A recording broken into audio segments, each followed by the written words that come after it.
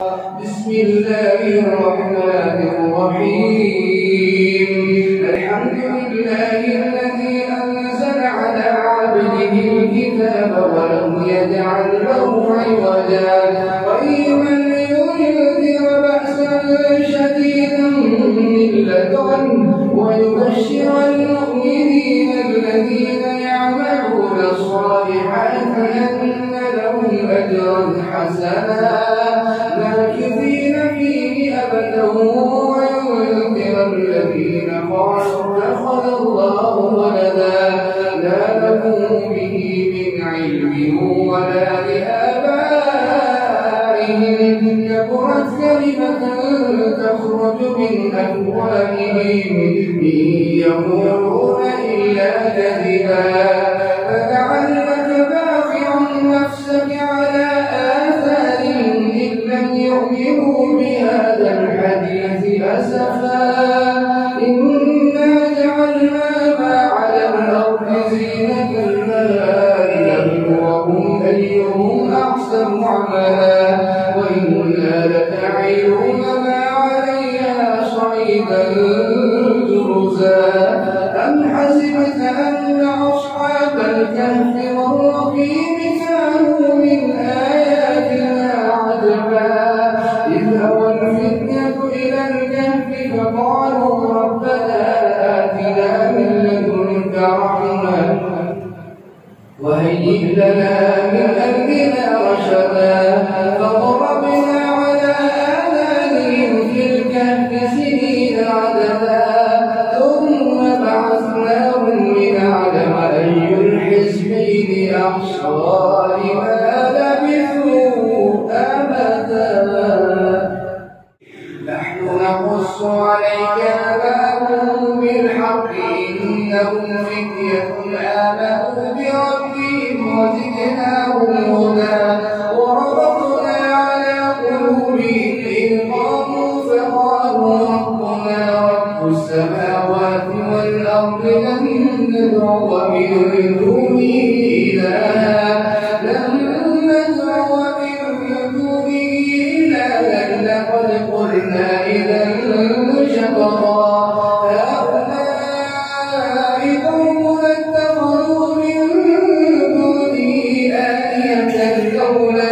لولا يأتون عليهم بسلطان مبين فمن أظلم ممن افترى على الله كذبا وإذ اعتزلتموهم وما يعبدون إلا الله فادعوا إلى الكهف ينشر لكم ربكم من رحمته ويهيئ لكم من أمركم مرفقا وترى الشمس إذا طلعت تزاور عن كهفهم ذات اليمين وإذا غربت تقرضهم ذات الشمال وكلبهم باسط وهم في فجوة من ذلك من آيات الله من يهد الله فهو المهتد ومن يضلل فلن تجد له وليا مرشدا وتحسبهم أيقاظا وهم رقود ونقلبهم ذات اليمين وذات الشمال وكلبهم باسط ذراعيه بالوسيد لو اطلعت عليهم لوليت منهم فرارا ولملئت منهم رعبا وكذلك بعثناهم ليتساءلوا بينهم قال قائل منهم كم لبثتم قالوا لبثنا يوما أو بعض يوم قالوا ربكم أعلم بما لبثتم فابعثوا أحدكم بورقكم هذه إلى المدينة فلينظر أيها أزكى طعاما فليأتكم برزق منه وليتلطف ولا يشعرن بكم أحدا إنهم إن يظهروا عليكم يرجموكم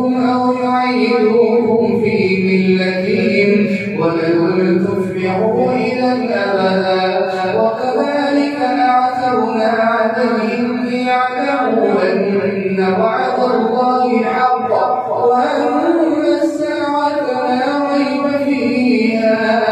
إذ يتنازعون بينهم أمرهم فقالوا ابنوا عليهم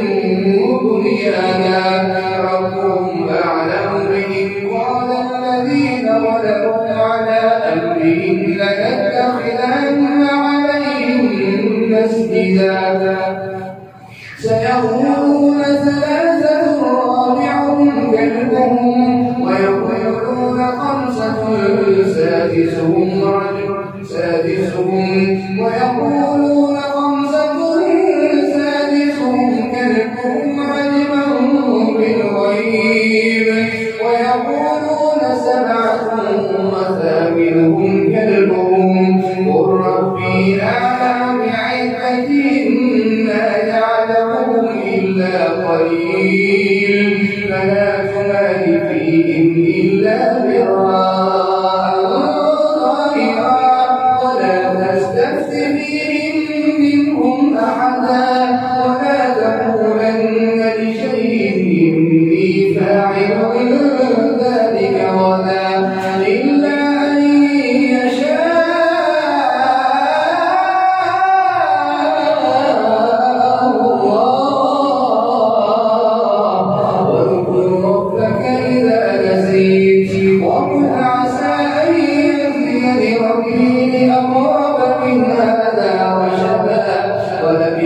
في كهفهم 300 سنين وازدادوا 9 قل الله أعلم بما لبثوا له غيب السماوات والأرض أبصر به وأسمع ما لهم من دونه من ولي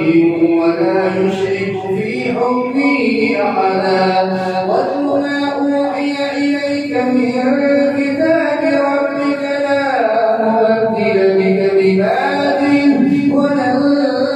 تجد من دونه ملتحدا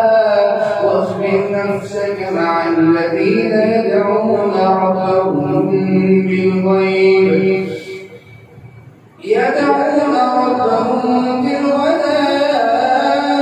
واصبر نفسك مع الذين يدعون ربهم بالغداة والعشي يريدون وجهه ولا تعد عيناك عنهم تريد زينة الحياة الدنيا يدعون ربهم بالغداة والعشي يريدون وجهه ولا تطع من أغفلنا تريد زينة الحياة الدنيا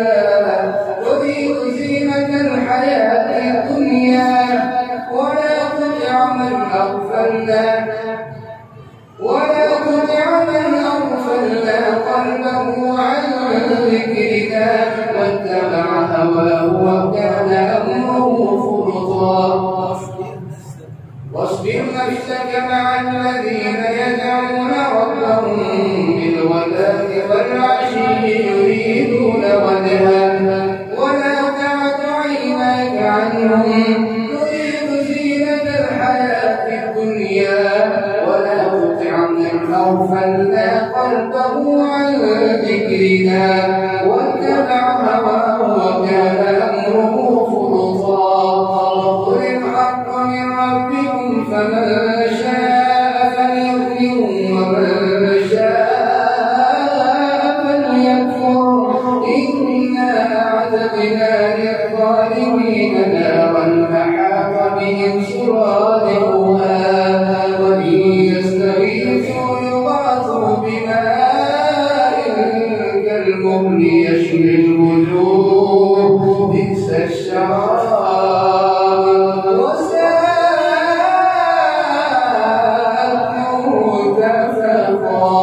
إن الذين آمنوا وعملوا الصالحات إنا لا نضيع أجر من أحسن عملا أولئك لهم جنات عدن تجري من تحتهم الأنهار يحلون فيها من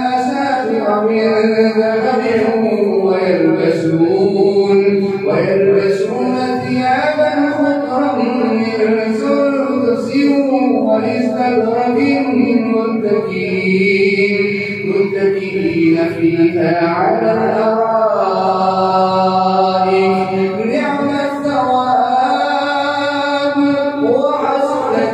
مرتفقا وضرب لهم مثلا رجلين جعلنا لأحدهما جنتين من أعناب وحفظناهما بنخل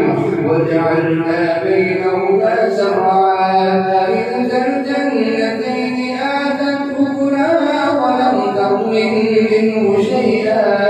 وفجرنا خلالهما نهرا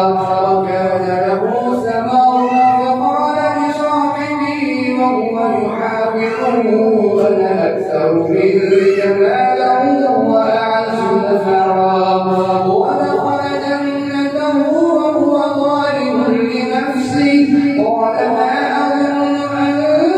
تبيد هذه أبدا وما أظن الساعة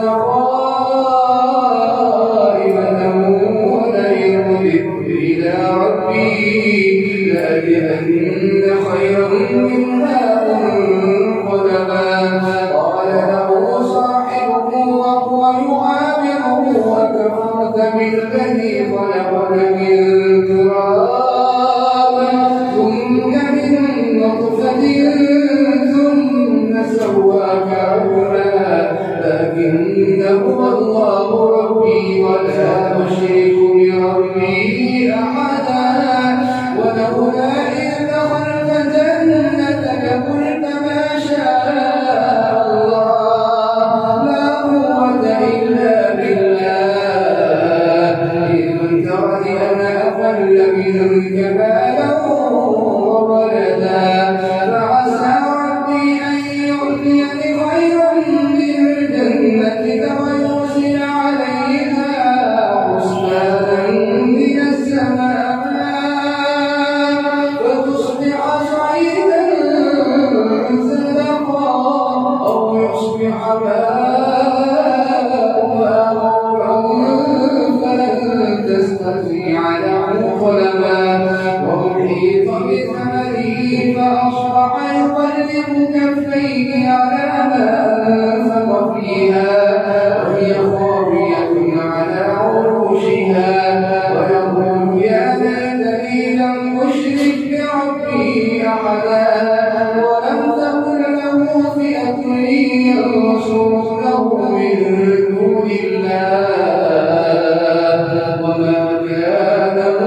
منتصرا هنالك الولاية لله الحق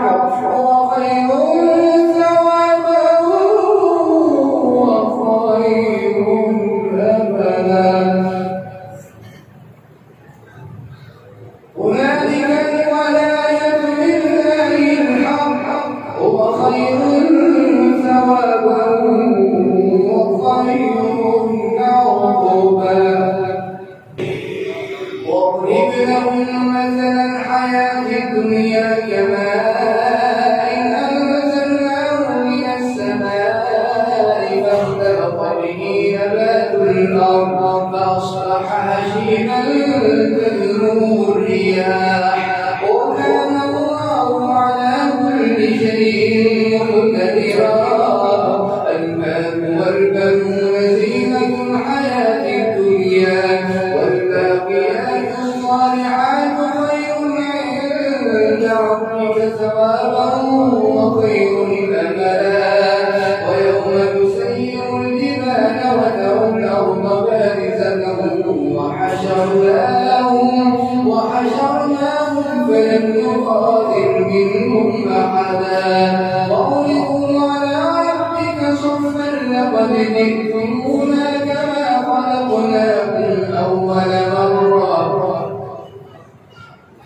كما خلقناكم أول مرة بل زعمتم أن لن نجعل لكم موعدا ووضع الكتاب فترى المجرمين مشفقين مما فيه ويقولون يا ويلتنا ما لهذا الكتاب لا يغادر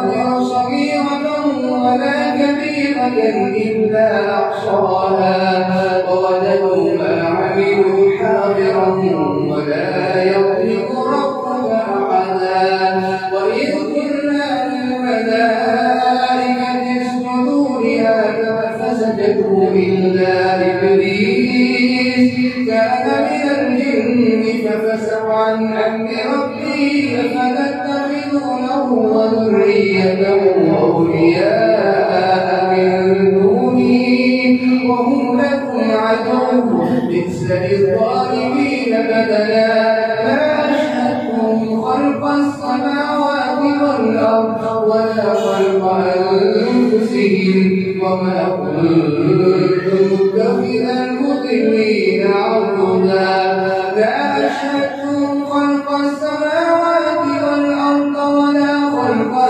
أنفسهم لا أشهدتم خلق السماوات والأرض ولا خلق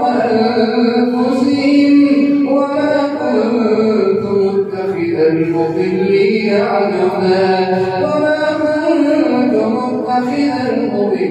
عضدا ويوم يقول نادوا شركائي الذين زعمتم فدعوهم فلم يستجيبوا لهم ورأوا العذاب وجعلنا بينهم موبقا فلم يستجيبوا لهم لو أنهم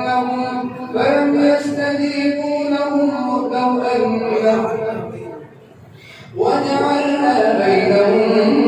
موبقا ورأى المجرمون النار فظنوا أنهم مواقعوها ولم يجدوا عنها مصرفا ولقد صرفنا في هذا القرآن للناس من كل مثل وكان الإنسان أكثر شيء جدلا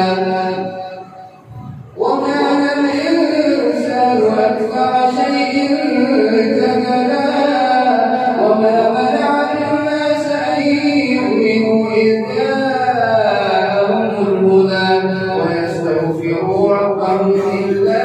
أن تأتيهم سنة الأولين أو يأتيهم العذاب قبلا وما نرسل المرسلين إلا مبشرين ومنذرين ويجادل الذين كفروا بالباطل ليدحضوا به الحق واتخذوا آياتي وما أنذروا هزوا ومن أظلم ممن ذكر بآيات ربه فأعرض عنها ونسي ما قدمت يداه إنا جعلنا على قلوبهم أكنة أن يفقهوه وفي آذانهم وقرا وإذ تدعوهم إلى الهدى فلن يهتدوا إذا أبدا وربك الغفور ذو الرحمة لو يؤاخذهم بما كسبوا لعجل لهم العذاب بل لهم موعد لن يجدوا من دونه موئلا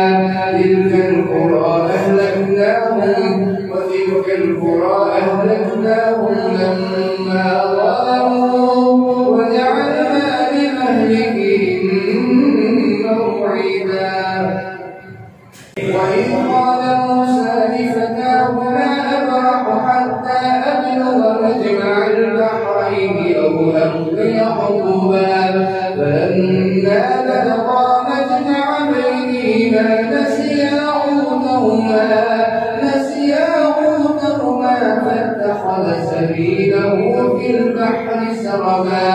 فلما جاوزا قال لفتاه آتنا غداءنا لقد لقينا من سفرنا هذا نصبا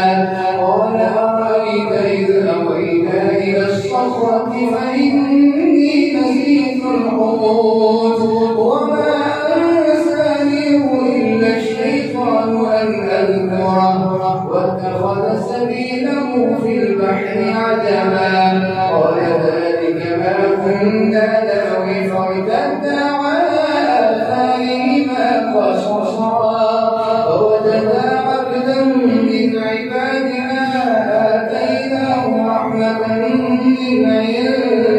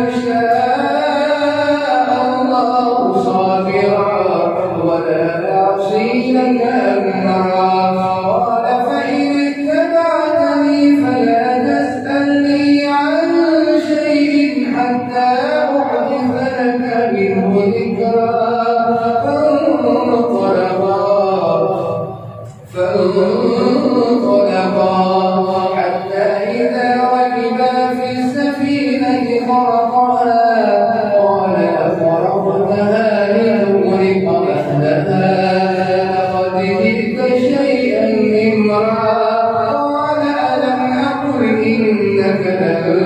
تستطيع معي صبرا قال لا تؤاخذني بما نسيت ولا ترهقني من أمري عسرا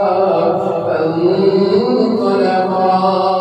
حتى إذا لقيا غلاما فقتله قال أقتلت نفسا زكية بغير نفس لقد جئت شيئا